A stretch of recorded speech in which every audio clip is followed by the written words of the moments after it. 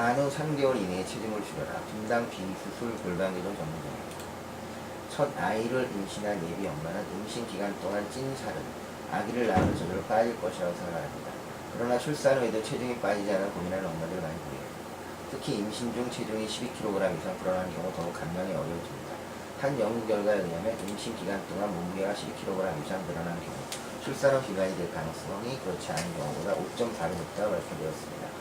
보통 출산을 할 때 아기의 체중은 3kg, 태반과 양수는 1.5kg이고 임신 중 체중 증가에서 아기가 차지하는 무게는 평균 5.4kg, 산모의 유방 0.5kg, 자궁 0.5에서 1kg, 몸의 혈액과 세포의 2 내지 3kg이 늘어나 조합 3 내지 4.5kg이 늘어나게 됩니다.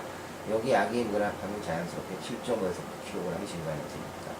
그런데 자궁이 있는 배를 냉기로부터 보호하고 하루 종일 아기에게 충분한 영양을 공급하며 출산 후 모유 수유를 위해 2-3kg 정도의 지방이 필요합니다. 반면 출산으로 순수하게 줄어드는 무게는 태아, 태반, 양수 합쳐 5kg 정도이고 이 무게를 뺀 나머지 질은 그대로 남는 것입니다. 산후 다이어트를 할 때 가장 염두에 하는 것은 처녀 시절 다이어트를 하듯 체중 감량에 집중을 맞춰 살을 빼서는 안 된다는 것입니다. 아기를 낳은 여성은 몸에 뱃속에 어혈이 남아있고 기혈이 다 빠져나간 상태입니다. 이런 상태에서 식사량을 줄이면 오히려 몸이 높고 사르품 같은 질환이 일어날 수 있습니다. 시작 시기 최소 2-3주 정도 몸이 회복되도록 충분한 휴식과 안정을 취한 다음 그 이후부터 몸의 상태에 따라 복식 호흡이나 누운 자세에서 천천히 팔, 다리를 움직이는 정도로 다이어트를 시작합니다.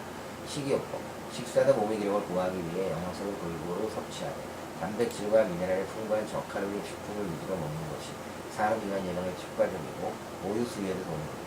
산후 비만을 막기 위해서는 짜고 자극적인 음식을 피하고 미역국을 먹을 때도 열량이 높은 사골 국물에 진하게 끓여 먹기보다는 칼로리가 낮은 멸치나 다시마 국물에 담백하게 끓여 적당히 먹는 것이 좋습니다. 체중 감량에 도움이 되는 모유 수유를 한다고 밥과 미역국을 하루에 5-6회 챙겨 먹는 것부터 초과 열량을 섭취해 살이 찔 수 있습니다.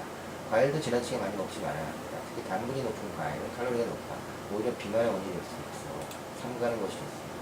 과일은 공복감을 달리기 위해 간식용으로 먹되 바나나, 감처럼 당분이 많은 것보다 귤이나 토마토처럼 칼로리가 낮은 과일을 섭취하는 것이 좋습니다. 모유 수유를 먹이면 하루에 약 600kcal가 소모됩니다. 실제로 모유 수유를 한 산모가 분유를 먹일 경우보다 출산 후 6개월에 약 3kg, 1년에 3.5kg 정도 날씬해졌다는 연구 결과가 있습니다. 모유 수유는 자궁 수축에도 도움이 됩니다. 골반 교정, 아울러 골반의 비틀림을 바로 잡아야 합니다. 임신을 했을 때 가장 많이 변형되는 골반은 순환, 신진대사, 지방대사의 장애를 일으켜 산후 비만을 부르는 강력한 원인입니다.